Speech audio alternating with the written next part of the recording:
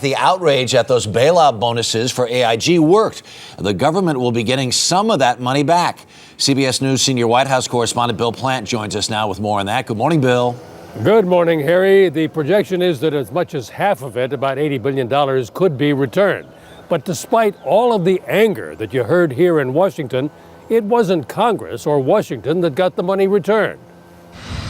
People are rightly outraged about these particular bonuses. President Obama led the populist charge when the public learned that executives at insurance giant AIG received $165 million in bonuses, despite getting more than $170 billion in federal bailout funds. The anger was evident in a new CBS News poll, which shows 77% of Americans wanted the government to get the bonus money back. The House passed a bill last week that would levy a 90% tax on bonuses over $250,000 for any company receiving more than $5 billion from the feds.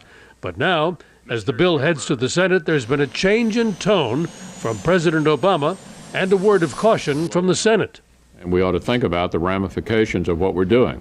And now that New York Attorney General Cuomo has gotten 15 of the top 20 AIG bonus earners to return the money, I would not be surprised if that bill slowed down dramatically in light of both Obama's resistance to it and some of this talk that Andrew Cuomo got the money back from AIG.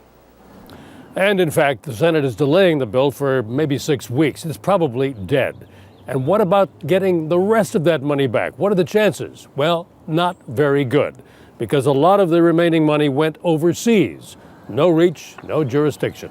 Harry? Bill Plante at the White House this morning. Thanks. And President Obama will give a news conference tonight at 8 p.m. Eastern. You can watch it right here on CBS.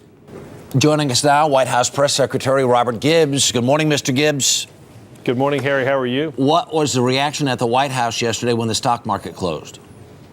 Well, look, obviously we're pleased with what happened in the market yesterday, but Harry, we don't spend a lot of time worrying or looking at what happens each day in the market.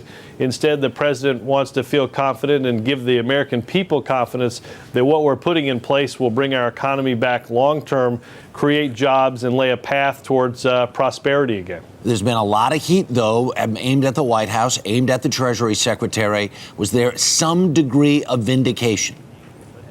Well, look, Harry, I think we're not going to be judged by what happens yesterday or today in the market, but a year or two from now where people feel like they have a stable job, whether their income is growing, whether they can get a loan to buy a house or a car or send their child to school. I think what the American people are focused on more is this long-term recovery. We don't want to go from bust to bubble to bust economic growth anymore.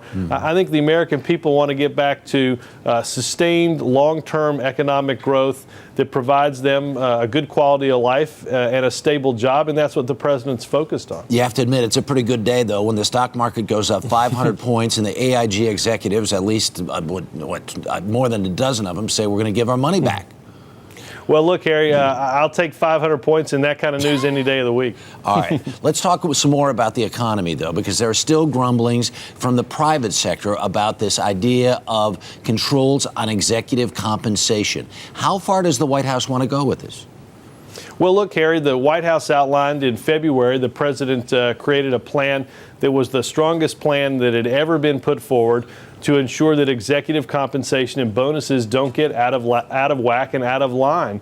Look, everyone in this country understands rewarding success, but obviously excessive executive compensation has unfortunately become the norm, and it's understandable that people get upset about it. What we need to do is have some rationality in that system, understand that we're all in this together, that we all have to give a little, and with that we can stabilize our economy. Robert Gibbs, we thank you so much for your time this morning. Do appreciate it, sir. Thanks, Harry. All right.